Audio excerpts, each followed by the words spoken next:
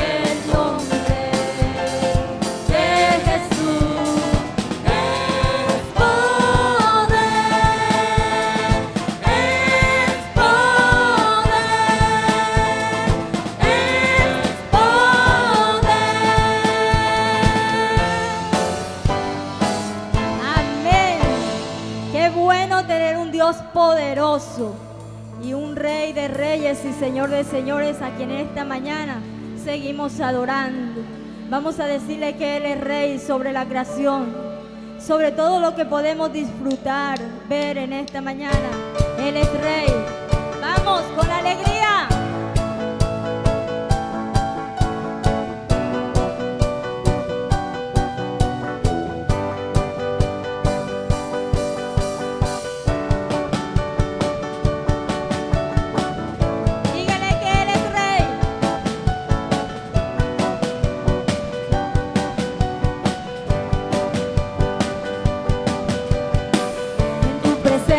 Danzamos libre, cúbrenos con tu luz de amor, llévanos mucho más profundo, pues somos hijos del gran yo soy.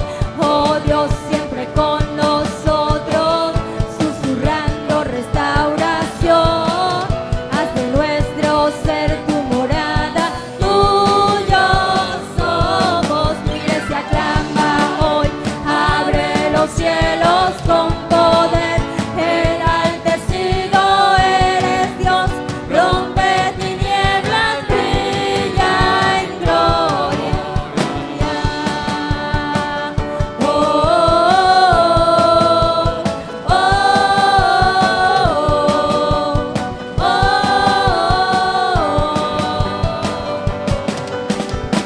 En tu presencia danzamos libre, cúbrenos con tu luz de amor, llévanos mucho más profundo, pues somos hijos del gran yo soy. Oh Dios, siempre con nosotros, susurrando restauración, haz de nuestro ser tu morada, tuyo somos. Tu iglesia clama hoy, abre los cielos con poder, enaltecido eres Dios, rompe tinieblas, brilla en gloria. Tu iglesia clama hoy, abre los cielos con poder, enaltecido eres Dios, rompe tinieblas, brilla en gloria. Oh, oh, oh, por siempre Rey sobre la creación. Tú eres Rey, tú eres, dígale, tú eres Rey, por siempre Rey sobre la creación. Tú eres Rey, tú eres Rey, por siempre Rey sobre la creación. Tú eres Rey. Dígale, tu iglesia clama hoy. Tu iglesia clama hoy, abre los cielos con poder, enaltecido eres Dios, rompe tinieblas, brilla en gloria. Tu iglesia clama hoy, abre los cielos con poder, enaltecido eres Dios, rompe tinieblas, brilla en gloria. Oh, oh, oh, oh, oh, eres Rey, Eres Rey sobre la creación. sobre la creación. Tú eres Rey, tú eres Rey, por siempre Rey sobre la creación. Tú eres Rey, tú eres Rey. Aleluya. Qué bueno es tener un rey en nuestras vidas, el rey de nuestro hogar, el rey de nuestros hijos, el rey de nuestra familia de Valledupar, del mundo entero. Él es rey y es poderoso para hacer todas las cosas cuando Él las quiere hacer. Declaramos que tú eres poderoso, Señor, y que no hay otro como tú.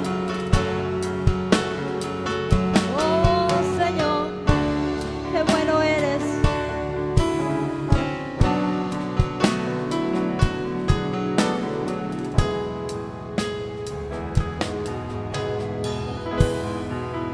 El que está sentado,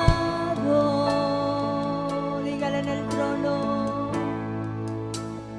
en el trono.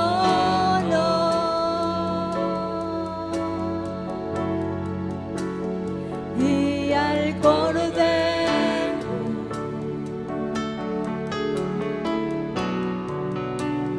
sea el honor,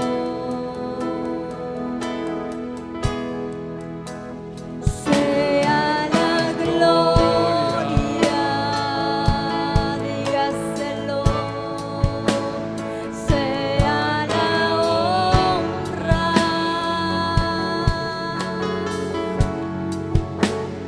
sea el dominio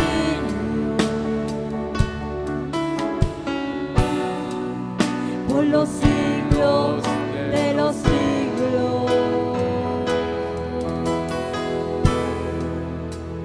Poderoso Dios,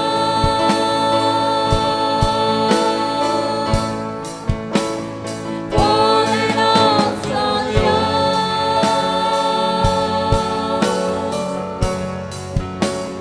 poderoso Dios. Mi alma clama por ti. Dígale al que está sentado, al que está sentado, a ti sea la gloria. En el trono y al Cordero, y al Cordero al que adoramos. Sea el honor, sea la gloria, sea la gloria, sea la honra,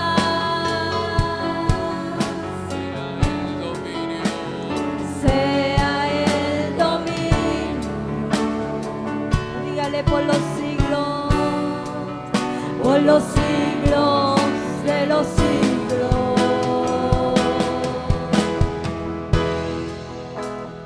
Poderoso Dios,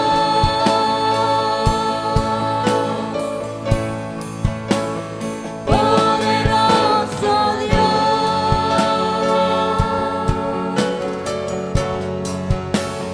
poderoso Dios. Mi alma clama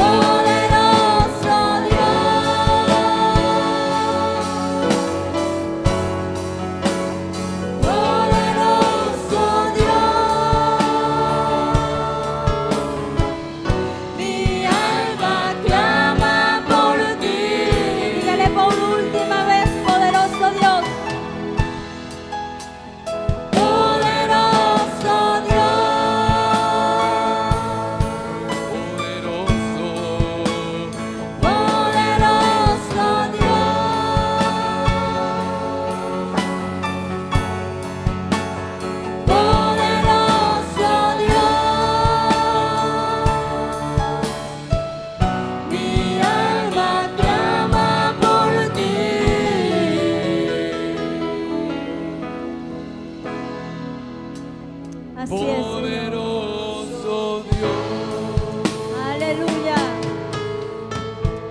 Así es, Señor. Qué bueno, mis hermanos, es adorar a un Dios poderoso. Que no hay nada imposible para Él. Que todo lo que quiere, lo hace. Amén. Damos gracias a Dios por la vida de cada hombre y mujer que pone su talento al servicio del Señor. Ahora yo le invito a que se prepare porque viene el plato fuerte que es la palabra de Dios. Y hoy está a cargo de nuestro hermano José Elías Zuleta. Muy buenos días, amada iglesia. Que el Señor les bendiga en esta mañana. Es un deleite y es un placer traer nuevamente el consejo de Dios a través de su santa y bendita palabra. Quiero hablarles en este día bajo el tema Cielo Nuevo y Tierra Nueva. Pero antes de darle el texto base, el texto guía, que será con el favor del Señor en el libro de Apocalipsis, quiero comentarlo o decirle algo muy brevemente acerca del libro de Apocalipsis. El libro de Apocalipsis, pues realmente significa revelación, pero literalmente significa correr el velo. Da la idea de tener enfrente una cortina y correrla y rodarla para ver lo que está detrás de ella. Y una virtud de este libro, del libro de Apocalipsis, un extraordinario libro, es que es la revelación exclusiva de nuestro Señor Jesucristo que Dios el Padre le ha dado para manifestarle a sus siervos las cosas que deben suceder pronto.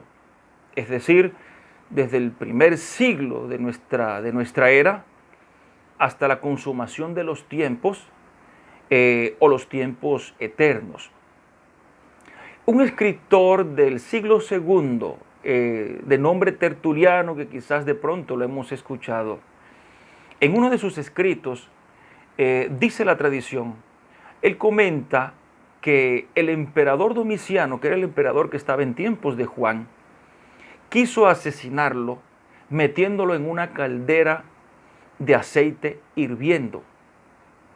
Pero el apóstol no murió, dice Tertuliano, más bien que salió ileso, ante lo cual el emperador se sorprendió y se turbó. Por lo tanto, decidió enviarlo a la isla de Patmos para que muriera allá. Por obra, obviamente, del Señor, que pudiera sobrevivir, fue que Dios quiso que estuviera allá por lo menos unos 4 años en esa isla donde el Señor le regaló esta extraordinaria revelación del libro de Apocalipsis. Y algo que podemos ver también interesante, amada iglesia, acerca del libro de Apocalipsis, es que es el único libro de todo el Nuevo Testamento que contiene las mayores referencias del Antiguo Testamento.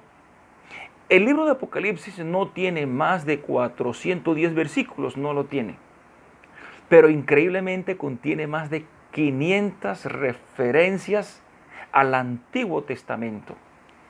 A excepción de los libros de Ageo, de Ruth y de Eclesiastés, todos los demás libros del Antiguo son referenciados en el libro de Apocalipsis. Evidentemente, y sin ninguna duda, podemos decir que el apóstol Juan no iba a tener acceso a todos los rollos del Antiguo Testamento mientras estaba en la isla de Patmos.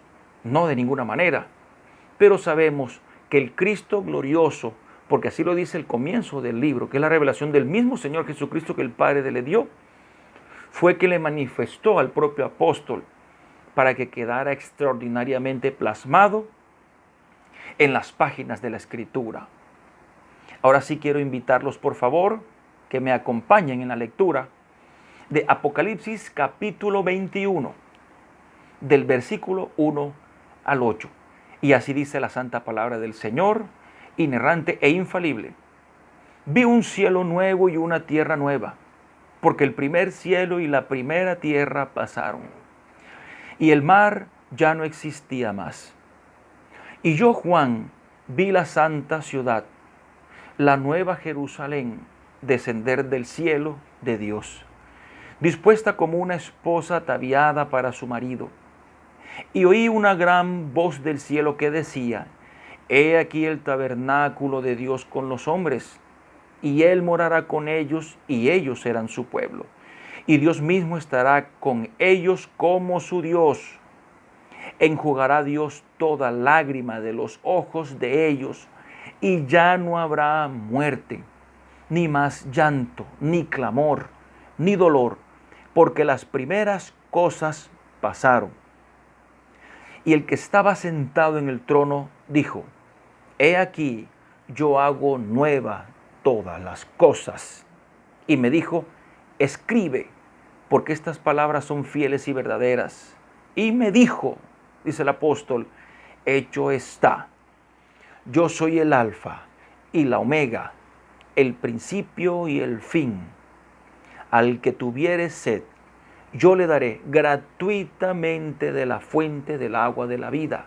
Al que venciere, heredará todas las cosas, y yo seré su Dios, y él será mi hijo. Pero los cobardes e incrédulos, los abominables y homicidas, los fornicarios y hechiceros, los idólatras y todos los mentirosos tendrán su parte en el lago que arde con fuego y azufre, que es la muerte segunda. Quiero que analicemos tres aspectos importantes en virtud del cielo nuevo y la tierra nueva que Dios nos promete por medio de su palabra. Y el primer aspecto es, y se denomina: lo nuevo reemplazará todo lo viejo. Evidentemente, el mayor énfasis en el capítulo 21 del libro de Apocalipsis, eso es obviamente la novedad de ese cielo y de esa tierra, es decir, nuevos totalmente. Dentro de la hilación doctrinal, que así se conoce, de la Santa Escritura, encontramos ecos de esta revelación, tanto en el Antiguo Testamento como en el Nuevo Testamento.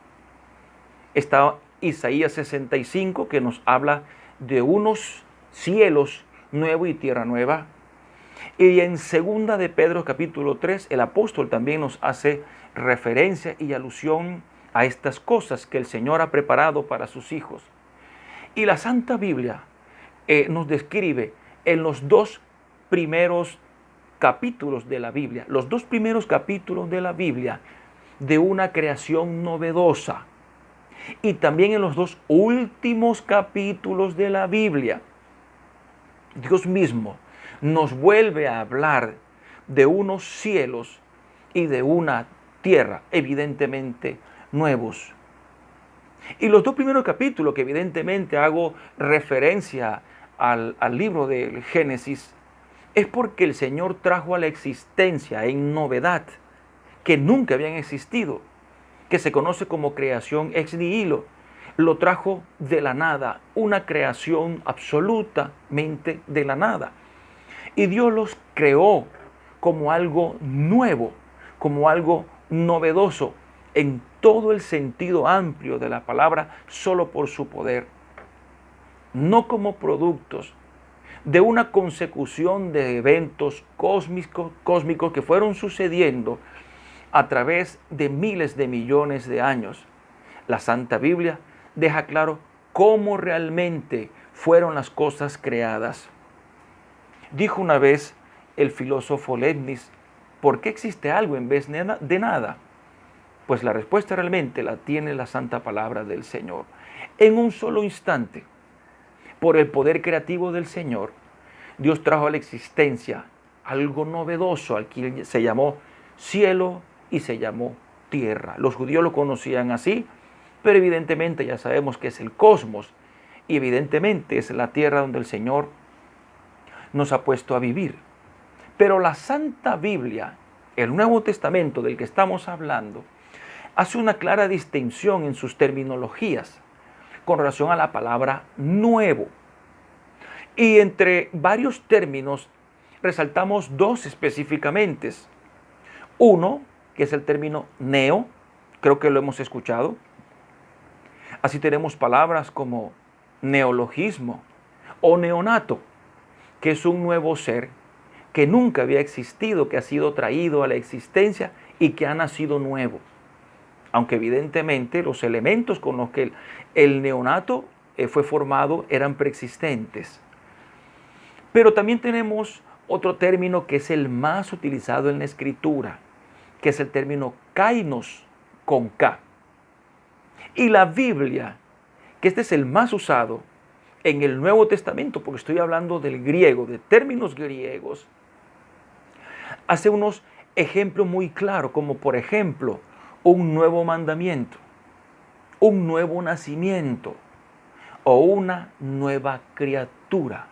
Cuando el Señor habla de que somos nuevas criaturas en Cristo, es porque esta novedad de este término no es algo que es novedoso por primera vez que existe, porque antes existía, pero es nuevo totalmente, en su condición, en su carácter y en su cualidad.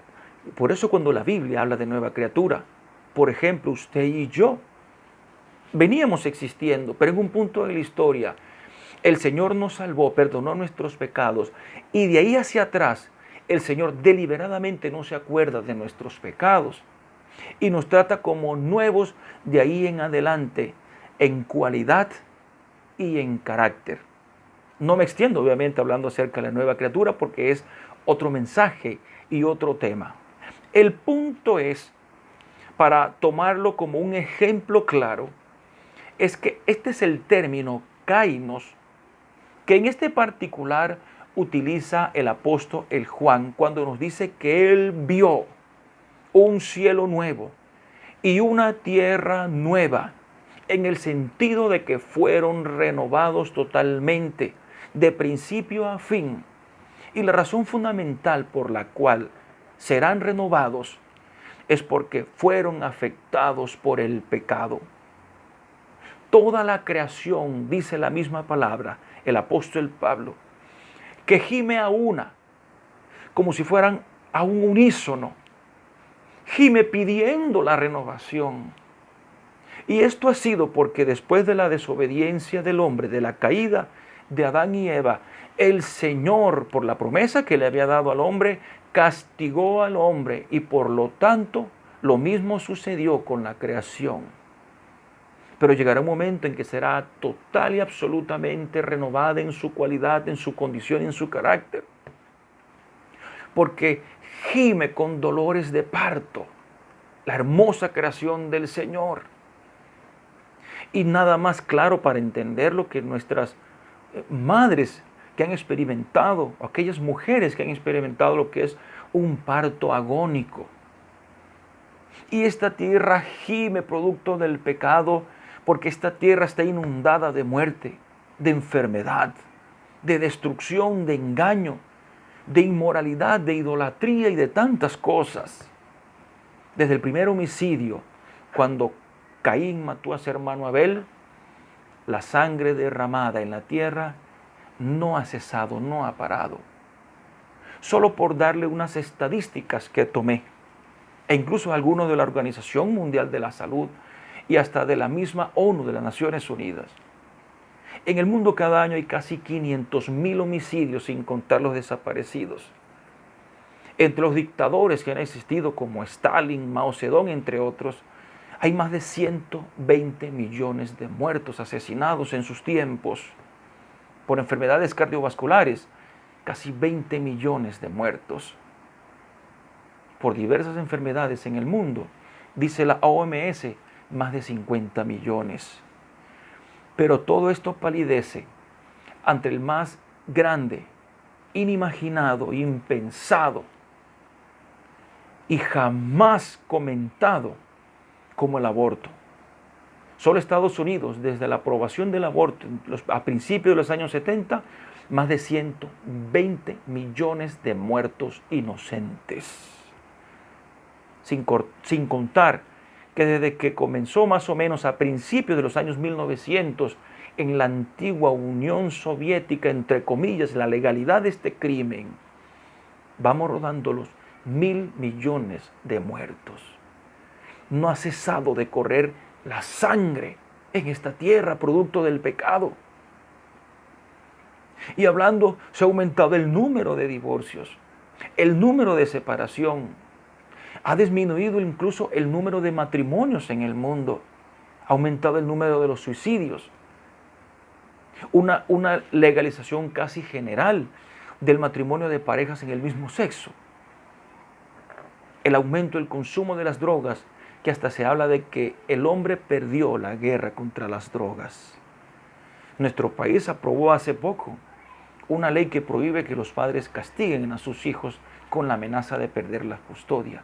Y en estos días que hubo una situación con una señora que estaba pidiendo la eutanasia, que se la negaron. Ahora están pidiendo a la Corte Constitucional que reviva lo que ya existe en otros países, que se llama el suicidio médicamente asistido.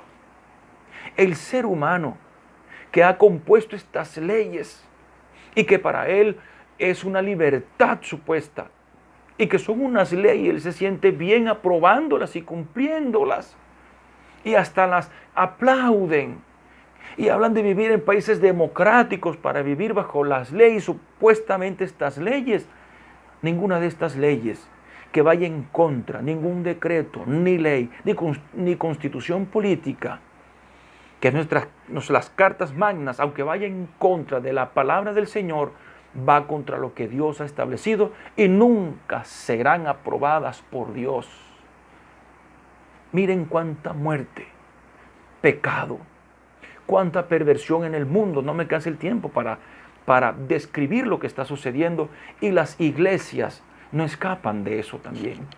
En Estados Unidos, en California, hay una iglesia que hace las celebraciones al desnudo, así como lo está escuchando. Y so pena de todo eso, Dios le sigue teniendo al hombre paciencia y misericordia, porque quiere que el hombre disfrute en la eternidad ese cielo nuevo y esa tierra nueva con Él. Y volviendo a nuestro texto, lo dice el apóstol Juan en el versículo 1 de este capítulo 21, que el mar no existía más. El mismo Apocalipsis nos habla de que el mar entregará a sus muertos.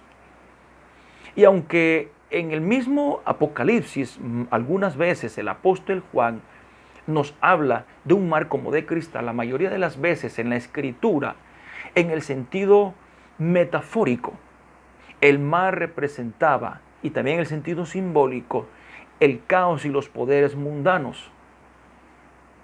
Por lo tanto, es importante entender que Juan menciona de que no existirá más. Isaías, en su visión también de los cielos nuevos, no menciona el mar. Y hay un buen libro, un buen Nuevo Testamento exegético de unos escritores, Fawcett y Brown, que ellos dicen que después del cataclismo universal por el diluvio, el Señor separó los continentes y al final de los tiempos los volverá a unir. Lo importante de todo esto es entender que en la renovación de los cielos y de la tierra, el mar no va a ocupar ese lugar protagónico, sino justamente el cielo novedoso y la tierra novedosa. Y es esa misma tierra que el Señor le ha prometido cuando nos habló en el Sermón del Monte de que los mansos heredarán la tierra. Y fue la promesa que también el Señor le dio a Abraham. Pero nos dice el apóstol Juan, en este capítulo 21, que vio una Jerusalén descender del cielo, una Jerusalén nueva y novedosa. Comprendamos que en esta renovación de los cielos no se está hablando del cielo donde vive nuestro Dios, ya que ese cielo nunca fue afectado por el pecado. Pero sí es importante entender, amada iglesia, que en esta renovación y que el apóstol ve descender esa nueva Jerusalén hermoseada, preparada como una novia para su marido, es decir, llena de belleza y de pureza, y que él hace un énfasis importante, ya que de aquí en adelante no se vuelve a mencionar que esa Jerusalén que descendió volviera a ascender. Es importante que escuche lo que tengo que decir ahora, amada iglesia, y preste la debida atención. Después de la muerte de nuestro Señor Jesucristo, y estamos hablando de esa nueva Jerusalén que descendió dentro de los cielos nuevos y la tierra nueva. Después que el Señor murió en la cruz, el velo del templo, dice la palabra, se rasgó en dos. Y no solamente indicaba que podíamos ya ingresar con tranquilidad y plena confianza al lugar santísimo, sino que la presencia de Dios ya no estaría en el templo. Tanto es así, amada iglesia, que lo podemos ver en el día de Pentecostés. El Espíritu Santo llenó la iglesia, pero no llenó el templo. Por lo tanto, el apóstol Juan, cuando en el versículo 3, este capítulo 21, nos habla de que el tabernáculo de Dios es ahora con los hombres, y Él estará con ellos y habitará con ellos, hace un cambio de términos. El apóstol, el Juan, judío, conocedor evidentemente del Antiguo Testamento, él conocía cuando la Escritura se refería al tabernáculo donde estaba la presencia de Dios. Y así lo dice la palabra. Pero hace un cambio de términos cuando habla aquí del tabernáculo de Dios. Y ya no habla del tabernáculo de su presencia, sino del tabernáculo de su residencia. Así como usted lo está escuchando, es extraordinario realmente, amada iglesia, lo que sucederá en ese cielo nuevo y en esa tierra nueva. Y para que sea el tabernáculo de residencia de Dios mismo, tiene que ser una tierra pura, santa, hermoseada. Tiene que ser una tierra sin mancha, sin tacha, donde podamos disfrutar aquí realmente. Y es el mismo término que utiliza el apóstol Juan en su evangelio, cuando nos dice que el Verbo se hizo carne y habitó, residió entre nosotros. De esta manera, amada iglesia, nos llevamos y llegamos a este segundo punto del cielo nuevo y la tierra nueva, que es: lo nuevo extinguirá para siempre todo dolor y aflicción. Segundo punto: lo nuevo extinguirá para siempre todo dolor y aflicción. En el versículo 4 del capítulo 21 del que estamos tratando, es Dios quien nos hace una promesa impresionante de que quitará para siempre toda lágrima, muerte, llanto y dolor. Dios cumplió su promesa, como les dije, amada iglesia. Por la desobediencia del hombre, la tierra fue castigada. Y en este versículo, cuando nos habla de que quitará toda lágrima, porque algunas personas creerán que se está refiriendo a algunas lágrimas de alegría que serán secadas. No, evidentemente, lo que está diciendo el texto es que no existirá ya lágrima alguna de dolor o sufrimiento por las aflicciones de esta vida. Y eso lo podemos reconocer porque nuestro mismo Señor, en el mismo Evangelio de Juan, nos asegura que aquí tendremos aflicciones.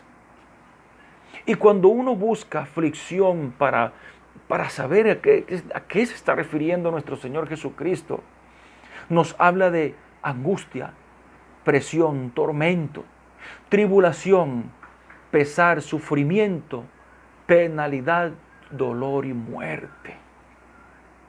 Miren todo lo que significa que en este mundo tendremos aflicciones. Y hemos atravesado por algo de esto. O quizás alguno de nosotros todavía lo estamos atravesando. Pero en este cielo nuevo y en esta tierra nueva, con estas promesas de que ya no existirán, será algo totalmente diferente.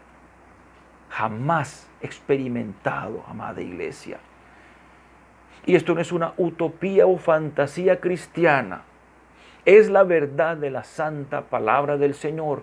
Porque nos dice el apóstol que el que estaba sentado en el trono le dijo que esas palabras eran fieles y verdaderas. Son palabras del mismo Señor Jesucristo. Y todo lo que Cristo nos dice es verdad. El Cristo eterno, lo que ha manifestado en su palabra, es creíble porque es la verdad plena, la verdad de nuestro Señor. Y cuando Cristo habla, cuando la Santa Escritura nos muestra las palabras de nuestro Señor Jesucristo, se está refiriendo particularmente a dos categorías que son promesas y mandamientos. Y desde el Antiguo Testamento, cuando el Señor Jesucristo, cuando Dios Hijo había aparecido, recordemos que Él es eterno, se encarnó evidentemente en los tiempos bíblicos del Nuevo Testamento, cuando el Señor en el tiempo así lo quiso. Pero Cristo es eterno, al igual que el Padre, al igual que el Espíritu Santo. Por lo tanto, ese mismo Cristo, ese mismo Dios Hijo, cuando aparecía en el Antiguo Testamento, que conocemos como la Cristofanía, todo lo que Él decía era verdad cumplible. Y así ha sucedido después de la resurrección de nuestro mismo Señor. Por lo tanto, las palabras del Señor son absolutamente verdaderas. No solo porque Cristo habla la verdad, sino porque Cristo es la verdad. Y es la única verdad, como nos dice la Escritura. Sigue siendo la única verdad verdadera. Y sigue siendo el único camino. Y sigue siendo la única vida. Por lo tanto, amada iglesia, el apóstol Juan en este extraordinario capítulo del cielo nuevo y la tierra nueva, en el versículo 6 de este capítulo, nos dice, porque la misma palabra del Señor así lo manifiesta, y la palabra es verdad, y la Santa Escritura que manifiesta la palabra del Señor Jesucristo, que igualmente son verdad, en este versículo 6 que el Señor le dice, yo soy el alfa y la omega, el principio y el fin, indicando aquí, y antes en el libro del Apocalipsis el Señor lo ha dicho, que Él es el alfa y la omega, el principio y fin, indicando que Él es el inicio de la historia y el final de la misma. Dios es el dueño de esta historia, en donde nos ha inmerso a nosotros, y Él es quien nos llevará a su final, a la consumación de estos tiempos. Y además nos promete regalarnos de esa agua viva, de la misma manera en que le prometió regalar a la mujer samaritana cuando se la encontró en el pozo de Jacob. Porque solo Dios, solo Cristo, es justamente la fuente de agua viva. Y nos las dará gratuitamente. Así como aprendíamos el domingo anterior, es decir, solo por su gracia. Pero es importante entender y conocer, amada iglesia, que cuando ya llegamos al versículo 7, el Señor hace la promesa de que al que venciere heredará todas las cosas. ¿Cuáles cosas se está refiriendo nuestro Señor Jesucristo? Todas aquellas bendiciones que Él en la Escritura le ha prometido a sus hijos.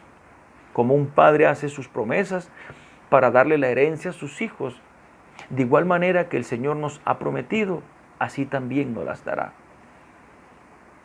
Pero es importante que comprendamos,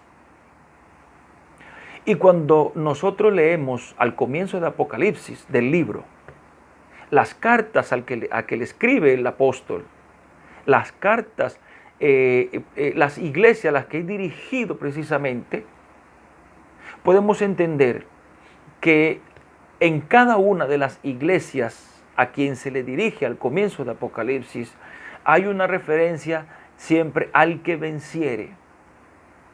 Y si usted lo mira y lo estudia, amada iglesia, se dará cuenta de que a cada una de las 7 iglesias siempre hay una promesa que dice, y al que venciere.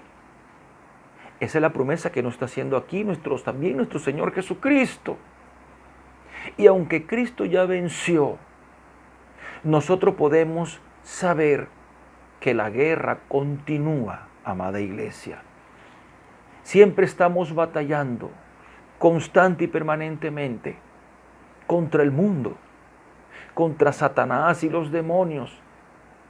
contra la carne, contra las tentaciones, contra esas leyes abominables que van en contra de Dios. Ponemos nuestra voz de protesta. Y si no, por lo tanto, entonces somos perseguidos. Y el cristiano es visto como alguien retrógrado, como alguien que odia, como alguien que no comprende, que no respeta las libertades o supuestas libertades. Así somos vistos nosotros. Es una batalla constante, día tras día e incesante. Pero lo más hermoso de todo esto, amada iglesia, es que en medio de cada una de esas batallas, por Cristo y en Cristo, ya somos más que vencedores. Y esto nos lleva a nuestro tercer y último punto en esta enseñanza, en este domingo de la mañana de hoy, de cielos nuevos y tierra nueva. Y es: lo nuevo no permitirá que lo impío herede el mundo venidero. Y lo diré nuevamente: lo nuevo no permitirá lo impío en el mundo venidero. Y el versículo 8 lo quiero leer nuevamente. Y dice así la palabra del Señor: pero los cobardes e incrédulos, los abominables y homicidas, los fornicarios y hechiceros, los idólatras y todos los mentirosos tendrán su parte en el lago que arde con fuego y azufre, que es la muerte segunda. Y el apóstol hace un vívido contraste entre las bendiciones, deleite, las promesas a los hijos de Dios, que gozaremos eternamente, sin más llanto, ni muerte, ni sufrimiento, ni dolor, y el destino eterno aterrador, como final aterrador de aquellos que no fueron inscritos en el libro de la vida. Escucho muchas veces decir a la gente, a muchas personas, que un Dios bueno y un Dios amoroso no puede enviar a nadie a un castigo tan horrendo. Pero es precisamente que el ser humano rechaza una y otra vez a ese Dios amoroso, compasivo y bueno. El ser humano no quiere saber nada de Dios. Quiere continuar viviendo su vida disoluta, desobedeciendo a Dios. ¿Por qué desobedeciendo a Dios? Aunque el ser humano diga que cree en Dios, algunos dicen que temen a Dios. Así lo podemos escuchar, pero no obedecen su palabra. Y la única categoría para entender aquí de los que son hijos de Dios, enmarcados allí, son los que obedecen los mandamientos del Señor descritos en su propia palabra. Y si rechazas una y otra vez el sacrificio de Cristo, estás pisoteando la sangre de Dios, es decir, su sacrificio expiatorio. Y si haces tal cosa, ya no habrá más nada para ti. Habla muchas veces, la persona le encanta tomar los mandamientos del Señor, como amar a nuestro prójimo, como a nosotros mismos. Pero no lee las mismas palabras del Señor cuando le invita a venir a Él, cuando dice que renuncia a todo. El ser humano no quiere obedecer a Dios. Por lo tanto, el mismo Señor hace esta advertencia para aquellos que lo rechazan una y otra vez. El mismo Dios que hoy te dice, ven, es el mismo Dios también que te advierte de las consecuencias de rechazarlo. Y el ser humano que ha vivido una vida lejos de Dios, rechazándolo una y otra vez, cuando muere, muchos se apresuran a decir que Dios lo tenga en su santo reino, pero Dios no tiene a nadie que lo haya rechazado una y otra vez. Y dice en este versículo 8 que los cobardes, es decir, aquellos que nunca se decidieron a tener una relación con Dios para tener el carácter de Cristo. Nunca fueron capaces de afrontar al mundo y la persecución que el mundo le da a aquellos que rechazan el mundo por amar a Dios. Y prefirieron el aplauso del mundo que la propia aprobación de Dios. No tuvieron la valentía de confesar al mismo Dios delante de la gente. No tuvieron esa valentía de decir, soy cristiano y lo que estás haciendo es pecado delante de Dios, porque prefirieron la aprobación del mismo mundo.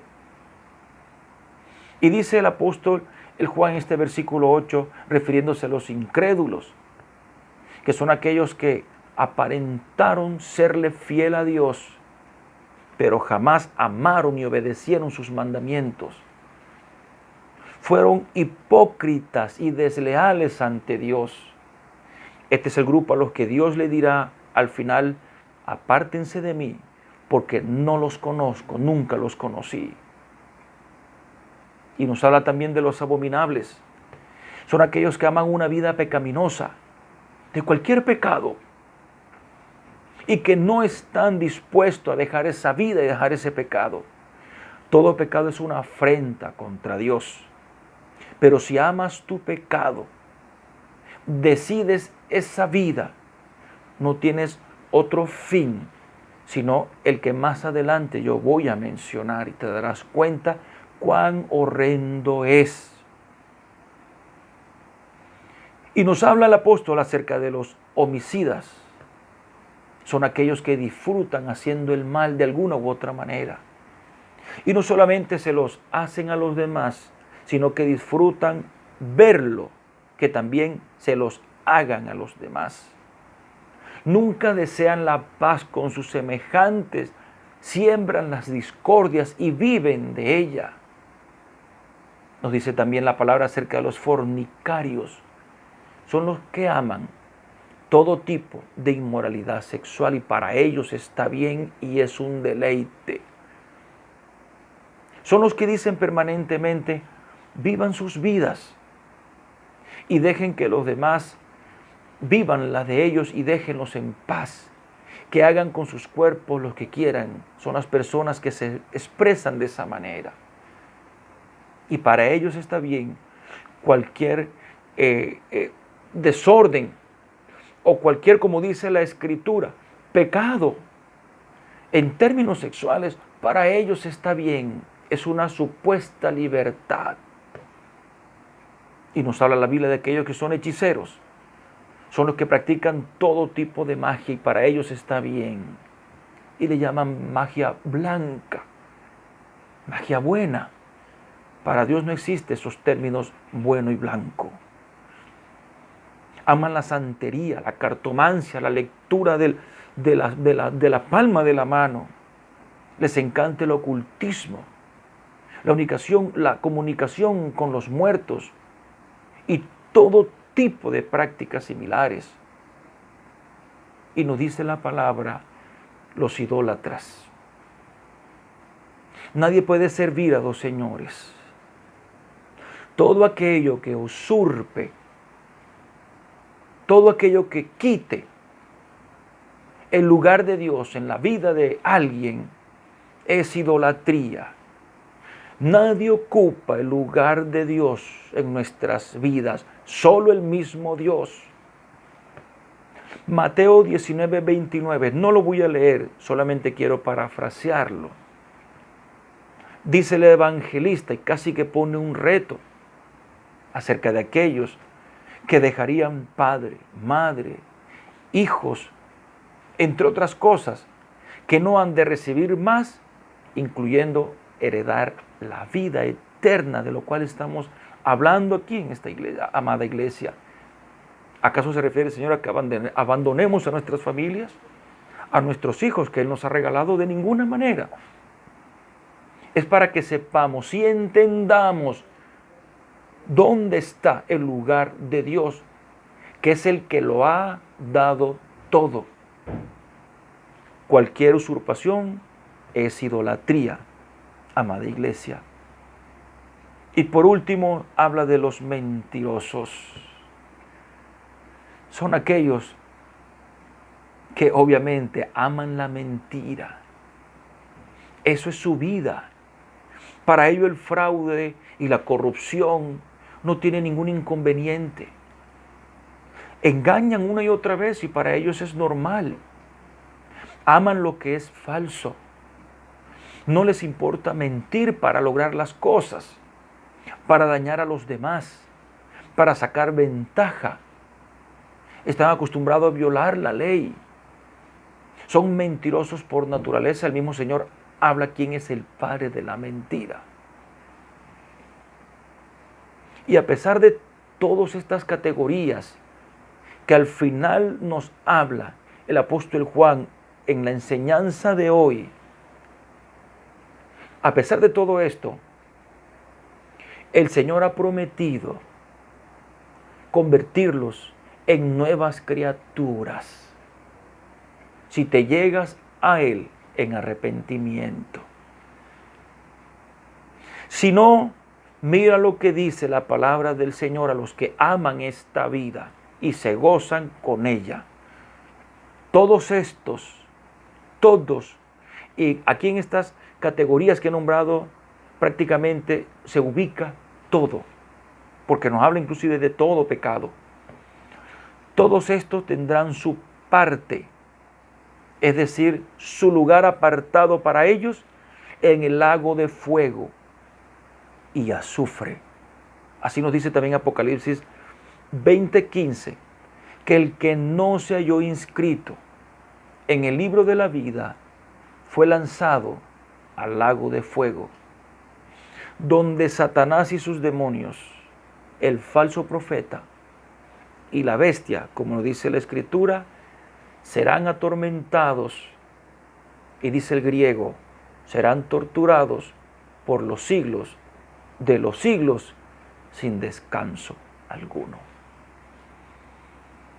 Esta enseñanza de hoy es una enseñanza esperanzadora, porque es un llamado que el Señor nos hace a ser vencedores, a mantenernos firmes en su palabra, en los principios de la Escritura, en obediencia a Dios, a desechar los placeres y lo que brinda el mundo. Pero sobre todo es un llamado a aquellos que no conocen al Señor a dejar esa vida que llevan, porque el destino final será aterrador. La muerte segunda, como dice la Escritura, no hay en este mundo una comparación para medirla del sufrimiento que será, porque será eterno y para siempre. Quiero concluir, amada iglesia, con estas palabras. Nos esperan unas ricas, abundantes bendiciones, hechas promesas en ese cielo nuevo y en esa tierra nueva, sin más llanto, ni dolor, ni sufrimiento.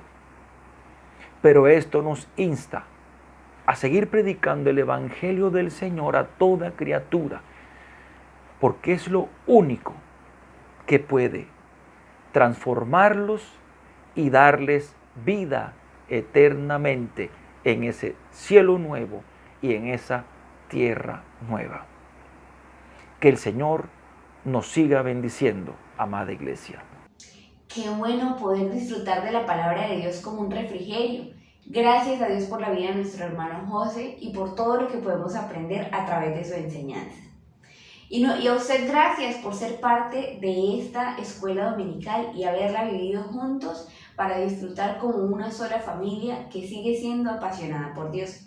Le invitamos a que no se despegue durante la semana de nuestras reuniones presenciales y nuestras transmisiones virtuales y de todo lo que hacemos a lo largo de ella para no desconectarnos como familia y de la presencia de Dios. Por lo demás, invitarles nuevamente dentro de 8 días a nuestra escuela dominical. No se la pierdan. Gracias por acompañarnos. Que Dios les bendiga.